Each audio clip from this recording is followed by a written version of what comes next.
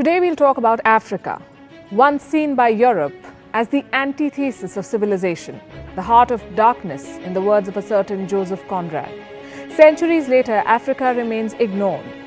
It makes news for its conflicts, poverty, and exoticism.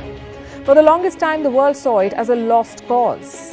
Then one country saw opportunity, and thus began a new race for Africa, not very different from the scramble of the 19th century when colonial Britain and France wanted raw materials, slaves, and geopolitical influence. Now, in the 21st century, global powers are in more or less the same race. China, the United States, India, the European Union, Japan, Israel, Canada, all of these countries are in the race for Africa. And one country is emerging as the clear winner. And this is Africa.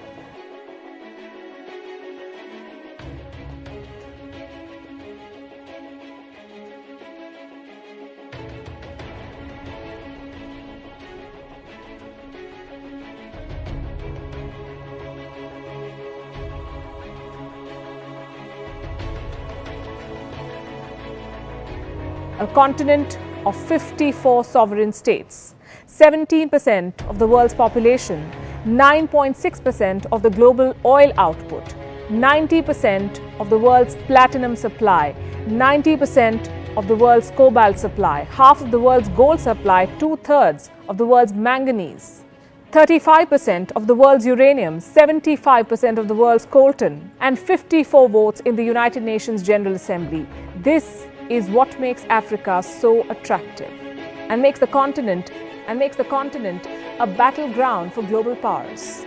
There are numerous fronts: investment and infrastructure, military power, diplomacy, soft power, trade, geopolitics.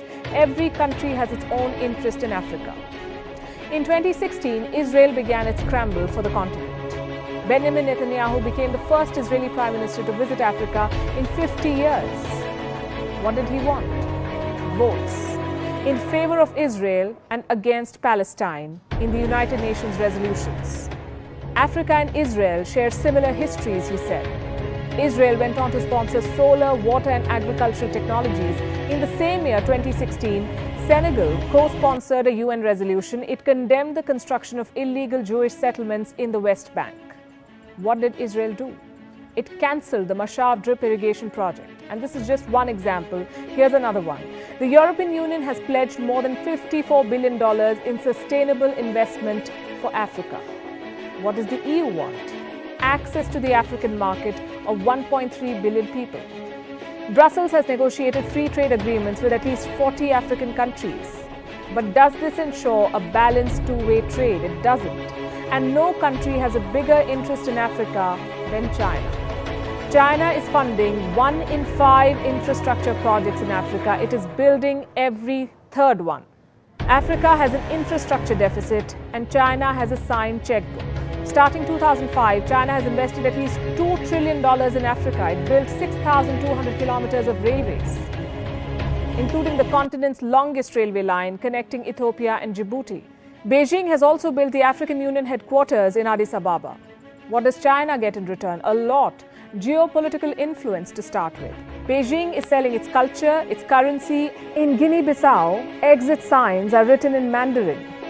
China has established at least 50 Confucius Institutes across 33 countries. Several African countries use Chinese currency. China also gets a strategic overseas base. In 2017, China built its first overseas base at the Horn of Africa, Djibouti to be specific. Djibouti connects the Mediterranean Sea to the Indian Ocean via the Suez Canal. The base has the capacity to accommodate 10,000 troops. China also gets a market to dump its goods. China is Africa's largest trading partner. Chinese trade has increased 40-fold in the last 2 decades. At least 10,000 Chinese firms operate in Africa. This is according to a McKinsey study.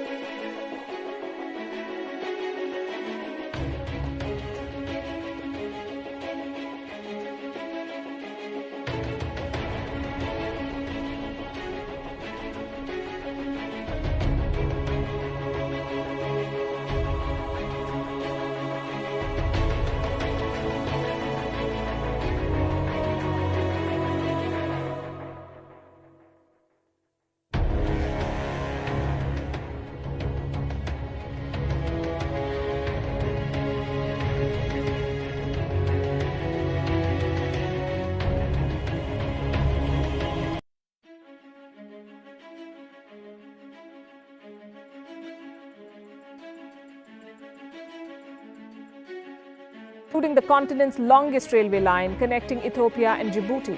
Beijing has also built the African Union headquarters in Addis Ababa. What does China get in return? A lot. Geopolitical influence to start with.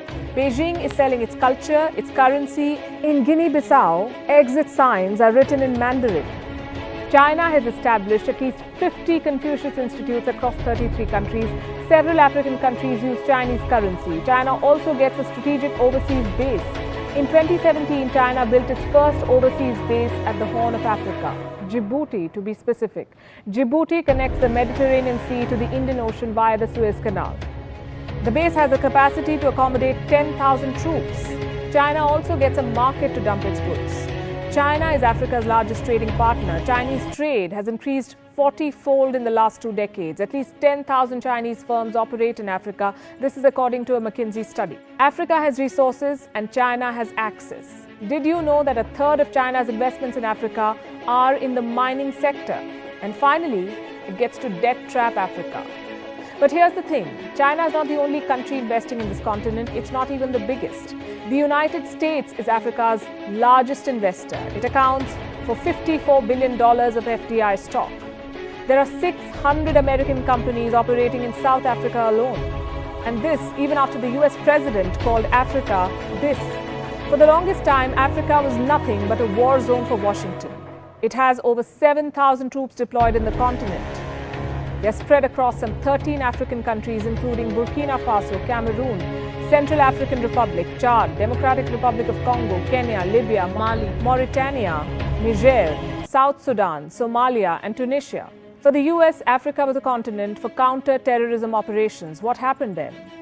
Why is the US suddenly interested in Africa? The answer is this.